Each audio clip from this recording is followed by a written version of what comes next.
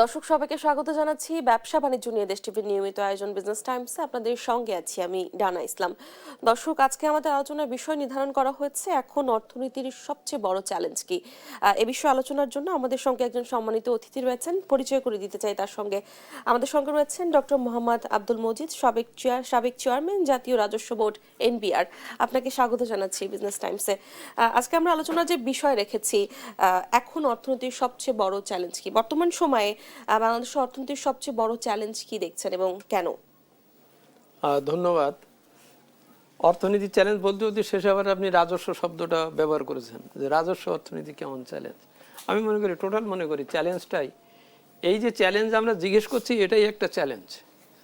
কেন না আমি বলি, নানাবিধ নানান চতুর্দিকের চতুর্মুখীন সমস্যার দ্বারা শুধু বাংলাদেশের অর্থনীতি না, আশেপাশের বহু দেশের অর্থনীতি একই অবস্থা। আমাদের জন্য অর্থনীতির চ্যালেঞ্জ হচ্ছে মূলত তিনটা এখন এই মুহূর্তে। একটা হচ্ছে যে মাত্র 2 মাস আগে, 2 মাস না 3 মাস আগে 12ই ডিসেম্বর তো 12ই ফেব্রুয়ারি ভোট হলো, আর গতকাল 12 তারিখ গেল। হ্যাঁ, মাত্র 3 মাস আগে যে নির্বাচিত সরকার এসছে, সেই সরকার এসে তার হঠাৎ করে বাজেট তৈরি করতে হবে। কারণ যেহেতু আমাদের বাজেটের টাইম হচ্ছে জুন মাস, মে মাস, জুন মাসে বাজেট দিতে হয়। এটাই প্রথম চ্যালেঞ্জ, যে একটা সরকার কেবল আসছে, সে বাজেট দেবে, তার দিতে হবে। তার বিগত 3 বছরের বাজেটের কোনো কুল কিনারা চেহারা চরিত্র ঠিক নাই। হ্যাঁ, যেভাবে হোক চলে গেছে আর কি। দ্বিতীয় চ্যালেঞ্জ হচ্ছে যে যখন নির্বাচন হয়েছে বা নির্বাচিত সরকার এসছে, তখন ট্রাম্প সাহেব কিংবা নেতানিয়াহু কিংবা খামেনি, এদের এই যুদ্ধটা তখন বাঁধেনি। এখন যুদ্ধটা বেঁধে গেছে এবং আমরা যুদ্ধের ভিতরে আছি। যুদ্ধ এখন বোধহয় 67 না 68তম দিবস চলছে, ঠিক আছে। এবং এই যুদ্ধ আর সাধারণ ওই ক্রেমলিনের রাশিয়ার যুদ্ধের মতো না। এটা এমন একটা যুদ্ধ যা তেল এবং জ্বালানিকে এবং নানানভাবে করে। ওনারা তো অস্ত্র পুড়িয়ে টাকা খরচ করতেছেন, সেটা তো আছেই। উনি আমার একটা দেশ হিসেবে, আমার রপ্তানির গন্তব্য হিসেবে, কিংবা মধ্যপ্রাচ্যের দেশগুলোতে আমাদের লোকেরা যায়, তাদের যে রিমিটেন্সের যে সমস্যা হবে সেটা তো আছেই। তার চাইতে বড় হচ্ছে এই যুদ্ধটাই তেলের যুদ্ধ, মানে তেল আসা সরবরাহ বা এই ব্যাপারটার উপরেই, যেটার উপরে আমাদের মতো অর্থনীতির অনেকগুলো ব্যাপার জড়িত। বিদ্যুৎ না থাকলে আমার উৎপাদন হচ্ছে না, গ্যাস না থাকলে আমার হচ্ছে না, আমার সব কিছু। তা সুতরাং দ্বিতীয় চ্যালেঞ্জ হচ্ছে এই উড়িয়ে এসে জুড়িয়ে বসা এই মধ্যপ্রাচ্যের যে যুদ্ধ বা ইত্যাদি আর কি। তৃতীয়ত হচ্ছে যে আমাকে অত্যন্ত ভঙ্গুর একটা অর্থনীতি থেকে এই নতুন সরকারকে অবশ্যই একটা দিক নির্দেশনামূলক বাজেট দিতে হবে। মানে কি করব, কি করার দরকার, চ্যালেঞ্জ তো অনেক বুঝলাম, কি করা যাবে, এবং সেখানে ওয়েজ অ্যান্ড মিনসের সম্মিলন ঘটানো আসলে কঠিন। মানে আমার সমস্যা প্রচুর, কিন্তু আমাকে একটা সমাধানের পথ বলতে হবে। সমাধানের পথ বলতে গেলে যে শব্দটা আপনি ব্যবহার করলেন, রাজস্ব, হ্যাঁ, রাজস্বর যে চ্যালেঞ্জটা বড় হয়ে আসছে। কারণ আমি রাজস্ব চ্যালেঞ্জটা যদি না মোকাবেলা করতে পারি, অর্থাৎ রাজস্ব যদি না আহরিত হয়, তাহলে আমাকে বাধ্য হয়ে ওই বিদেশিদের কাছ থেকে কঠিন শর্তের আমার লোন নিতে হতে পারে, এক। দ্বিতীয়ত হচ্ছে আমি যে দেশের থেকেও নেই, তো আমার দেশের অর্থনীতিতে টাকা নাই, ব্যাংকে টাকা নাই, বিনিয়োগকারীরা নাই, আমার পুঁজিবাজার শেষ। সেই সময় আমি নিজের থেকেও টাকা যে পাবো সে সম্ভাবনা খুব কম, অথচ আমাকে কাজ করতে হবে। কারণ অর্থনীতি যেহেতু অচল অবস্থায় আছে, এই অর্থনীতিকে সচল করাটাই হবে প্রথম কাজ এই গভর্নমেন্টের। কারণ অর্থনীতি সচল হলেই ওই মানুষের কর্মসৃজন বলি, টাকা পয়সা, পারচেজিং পাওয়ার, কেনা, দ্রব্যমূল্য নিয়ন্ত্রণ, অন্য সব কিছুই কিন্তু নির্ভর করবে অর্থনীতিকে সচল করার উপরে। এমনকি রেভিনিউ আর্নিংয়ের জন্যও অর্থনীতি সচল হওয়া প্রয়োজন। তাহলে এখন ওই ডিম আগে না মুরগি আগের মতন অবস্থা হলো। আমি রেভিনিউ নিয়ে তারপরে অর্থনীতি সচল করব, না অর্থনীতি সচল হলে আমি রেভিনিউ পাবো? সুতরাং এটাই একটা অন্যতম তৃতীয় চ্যালেঞ্জ হিসেবে আছে। সুতরাং এই সব কিছু মিলিয়েই বাজেট করতে হবে, সেদিকে সবাই তাকিয়ে আছে এবং এটা ন্যায্যভাবে তাকিয়ে আছে। কারণ পথ নির্দেশ না পেলে, পথে না উঠতে পারলে, ওই জনগণের পারচেজিং পাওয়ার যদি না বাড়ে, দ্রব্যমূল্য যদি নিয়ন্ত্রণ না করা যায়, ব্যাংকগুলোকে যদি উদ্ধার না করা যায়, পুঁজিবাজারকে যদি ঠিক না করা যায়, তাহলে তো খুব কঠিন অবস্থা হবে, এটা সবাই জানে। এই যে বর্তমানে মূল্যস্ফীতির হার 8.71%, একই সময়ে মজুরি বৃদ্ধির হার 8.9%। তো অর্থাৎ মানুষের আয় যে হারে বাড়ছে, ব্যয় সে হারে বেশি বাড়ছে। তো এই পথ থেকে উত্তরণের পথ কি হতে পারে? না, এটা উত্তরণের পথের আসার আগে এইটা যে ক্ষতি করতেছে সেটা আগে বলা দরকার। যেমন আমি অন্যভাবে বলতে পারি, আমি একজন আমানতকারী, ব্যাংকে টাকা রেখেছি, ব্যাংক আমারে কথার কথা 7% সুদ দিচ্ছে, আমি ওই 7% সুদ পেয়ে আমি চলবো, এই হচ্ছে কথা। কিন্তু যদি দেখি যে আমার ইনফ্লেশন অর্থাৎ জিনিসপত্রের দাম হচ্ছে 8%, তো তারই তো আমার ব্যাংকে টাকা রাখাটাও দেখা যাচ্ছে বসে যাচ্ছে। মানে আমার ওখান থেকে আমি ওই আয়টা দিয়ে যে চলতাম সেটা আমি চলতে পারছি না। ঠিক ওই রকম একই অবস্থা মজুরির যে বিষয়টা, মজুরি তো হচ্ছে শ্রমের বা সকলের, আমরা সকলে মজুরি বলতে শুধুমাত্র কিন্তু ওই যে মিল কলকারখানার কজন শ্রমিক এটা না, এই মজুরি হচ্ছে সকলের।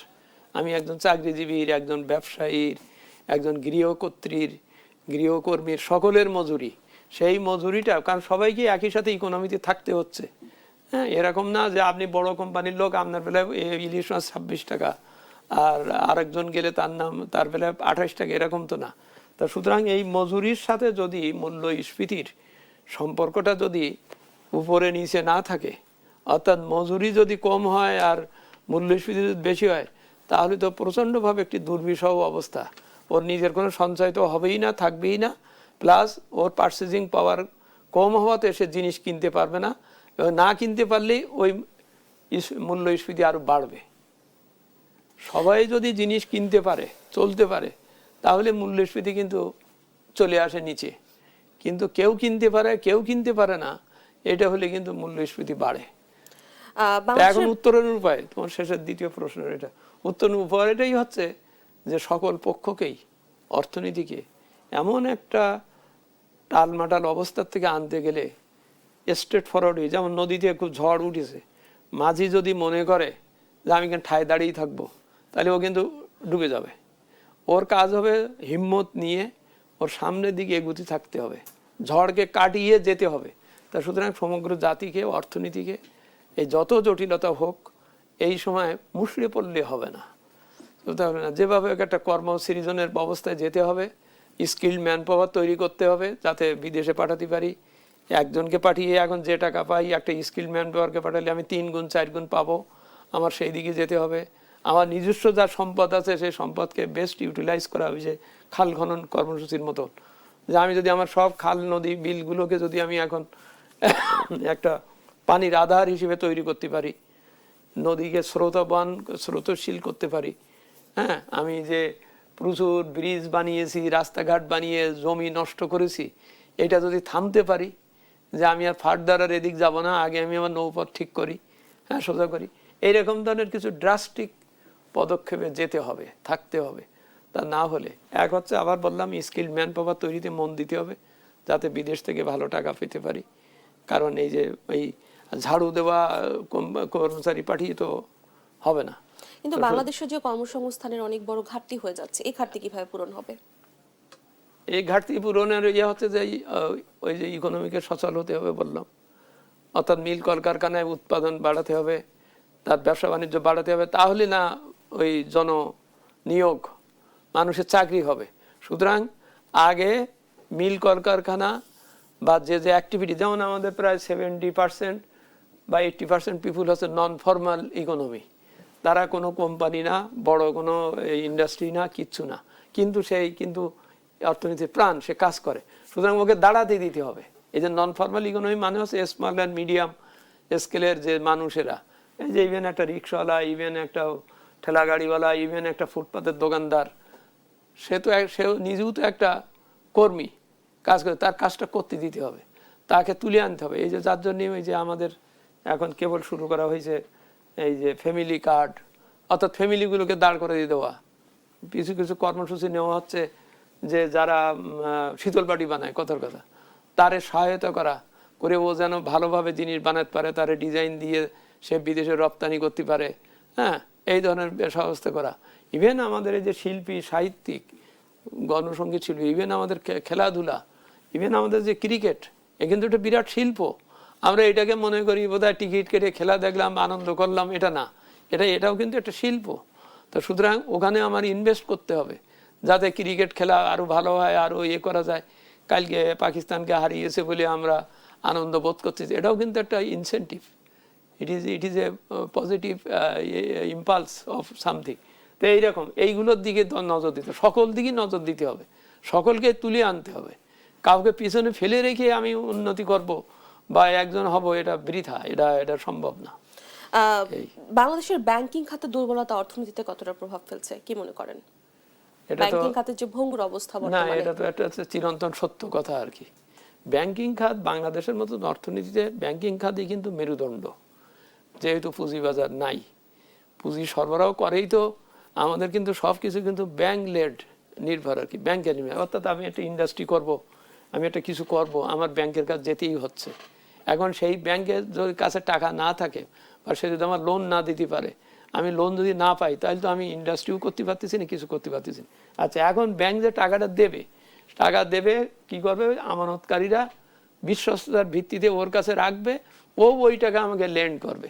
এখন আমানতকারীরা দেখতেছে ব্যাংকে যে টাকা দিয়েছিলাম সেই টাকা ব্যাংকে নাই, সেই টাকা কেউ না কেউ নিয়ে গেছে। তা নিয়ে গেলে দুটো ক্ষতি, একটা হচ্ছে ওই ব্যক্তির আমানতকারীর একটা আস্থার সংকটের চাইতে সে তো চলতেই পারতেছে না। যেমন সেদিন আমার একজন বললেন কোন ব্যাংকে তার এফডিআর আছে, ওই যে পাঁচ ব্যাংকের, সে বলতেছে আমার মেয়ের বিয়ে দিতে পারতেছি না আমি। এটা তো একটা এর চাইতে আর অমানবিক একটা কোনো পরিস্থিতি হয় না, কারণ ওরা টাকা দিতে পারছে না। এক, আমানতকারী যেমন ক্ষতিগ্রস্ত হচ্ছে, আমি ক্ষতিগ্রস্ত, আস্থার পরে আসবে, ক্ষতিগ্রস্ত হচ্ছে, ঠিক তেমনি ব্যবসায়ীরাও ওই ব্যাংকের থেকে আর টাকা পাচ্ছে না, নিতে পারছে না, কারণ টাকা তো চলে গেছে। তো সুতরাং এই যে আপফ্রন্ট যদি কারোর আস্থার জায়গার থেকে টাকা যদি সরে যায়, চলে যায়, তাহলে পুরো অর্থনীতি মানে মারাত্মক একটা আশঙ্কার মধ্যে পড়ে যায়। আমরা আলোচনায় ফিরবো, তবে একটি বিরতির পরে। দর্শকের বয় জানিয়ে নিচ্ছে একটি বিরতি, ফিরে আসছি বিরতির পরে, সঙ্গেই থাকুন।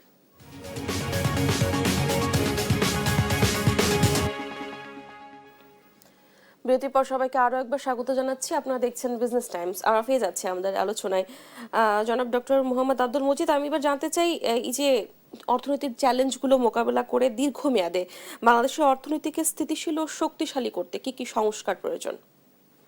সংস্কারটা হচ্ছে প্রথম হচ্ছে, এবং সরকার কর্তৃক কি কি উদ্যোগ নেওয়া উচিত? উদ্যোগটা হচ্ছে প্রথম হচ্ছে বিজনেসকে চলনশীল করা, উদ্যোক্তা সৃষ্টি, উদ্যোক্তাকে অবস্থান করা।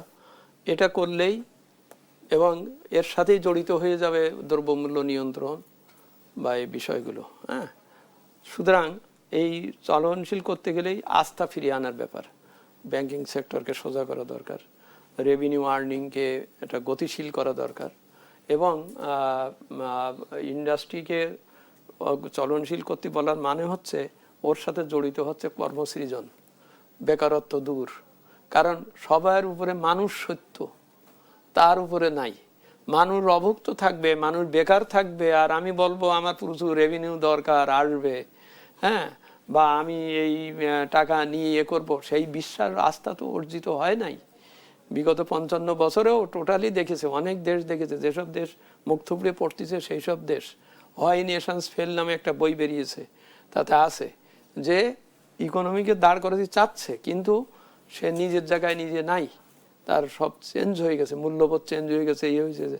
সুশাসনটা দরকার। আমি বলি এটার উত্তর মেন হচ্ছে সুশাসন সকল পর্যায়ে। আমার নিজের মনের ভিতরেও একটা সুশাসন দরকার। আমি কদিন আগে আমরা দেখলাম যে তেলের সংকট হবে মনে করে আমরা তেল এমনভাবে নেওয়া শুরু করলাম বা এমন কিছু করলাম যে বিরাট বিরাট লাইন দিতে হলো। অর্থাৎ আমার নিজের মনের ভিতরেও আমার ওই সংস্কারটা হয় নাই, যে না আমি ধীর স্থিরভাবে নেই, যেটুকু লাগবে সেটা।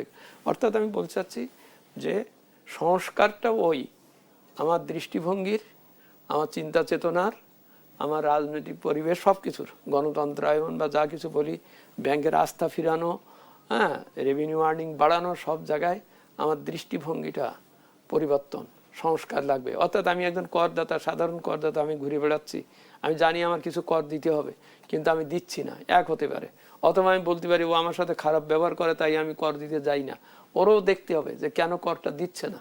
সকলে যদি কর দেয়, আমি মনে করি এই অর্থনীতির জন্য কোনো সমস্যা না, এ নিজেরা ভাগাভাগি করে চলে যাবে। সরকার কর্তৃক কি কি উদ্যোগ প্রয়োজন বলে আপনি মনে করেন? সরকারের হচ্ছে যে নীতি ঠিক করা, নীতিতে অবস্থান করা, পরিকল্পনা নেওয়া, দূরদৃষ্টি সম্পন্ন হওয়া। আজকে বুধবার, তো আমি শুধু বুধবারের সমস্যা নিয়ে পড়ে থাকবে এটা হবে না। আমাকে বৃহস্পতিবার, শুক্রবার, শনিবার কি হবে, আজকে যা ভাবছি এটা আজকের জন্যই ভাবলেই হবে না। আজকের ভাবনাটা আগামী সোমবার, মঙ্গলবার, বুধবারে কি হবে সেইটা। এর ভিতরে এই রোববার, সোমবার, কি বলে, শুক্র, শনিবারে অনেক ঝড় হতে পারে, অনেক গন্ডগোল হতে পারে, সেটাও আমার মাথায় রাখতে হবে। আমার দৃষ্টি থাকবে আগামী বৃহস্পতিবার, আগামী মঙ্গলবার, আগামী বুধবার কি করব সেইটা আমি এখন নিয়ে না। আবার একই সাথে আমি বুধবারে বসে মঙ্গলবার খারাপ ছিল, বৃহস্পতিবার খারাপ ছিল, সোমবার খারাপ ছিল, আমি ওই গতস্ব শোচনা নাস্তি বাদ। আমি সামনে এগোবো, আমাকে সামনে এগোবার পথে আমার যা যা করা দরকার সেই সংস্কার সব জায়গায়, ব্যাংকিং সিস্টেমে, রেভিনিউ আর্নিংয়ে, শিক্ষায়, স্বাস্থ্যে। কারণ আমার মেন বিনিয়োগ তো ওখানে। আমি যদি শিক্ষায় নজর না দেই, আমি যদি স্কিল ম্যান পাওয়ার তৈরি না করতে পারি, তাহলে তো আমার ওই শুধু ডেমোগ্রাফিক ডিজাস্টার হবে। হ্যাঁ, ওই হবে, ওই দিকে লক্ষ্য রাখা। অর্থাৎ আমি বলতে চাচ্ছি আমার স্কিল ম্যান পাওয়ার তৈরি করতে হবে, আমার গুণগত শিক্ষা অর্জন করতে হবে, এবং আমার মানুষের আউট অফ পকেট চিকিৎসায় যেন আউট অফ পকেট খরচ না বাড়ে। কারণ আউট অফ পকেট খরচ বাড়া মানেই হচ্ছে ওই ব্যক্তির পার্চেসিং পাওয়ার কমে যাওয়া। সে হাসপাতালে যেয়ে ডাক্তারের কাছে তার ধর্ণা দিতে যেয়ে কিংবা অথবা ব্যাংক বাকে চিকিৎসা করতে যেয়ে তার যে খরচ হয়, এই খরচটা যদি বাঁচাতে পারি, যে আমার চিকিৎসার উপযুক্ত চিকিৎসা এখানে হবে, চিকিৎসা দিচ্ছে, চিকিৎসা হচ্ছে, তাহলে আর কি। এই অর্থাৎ আমার নিজেকে নিজের সংস্কারের দিকে এবং নিজের যা আছে সেইটাকে কিভাবে পটেনশিয়াল করা যায় সেই দিকে নজর রাখতে হবে। আমরা আমাদের আলোচনা একেবারেই শেষ পর্যায়ে চলে এসেছি। আপনাকে অসংখ্য ধন্যবাদ আমাদের সঙ্গে আলোচনায় যুক্ত হওয়ার জন্য। দর্শক, আজকের আলোচনা এ পর্যন্তই। পরবর্তী আয়োজন দেখার জন্য সবাইকে আমন্ত্রণ রইল। ধন্যবাদ সবাইকে।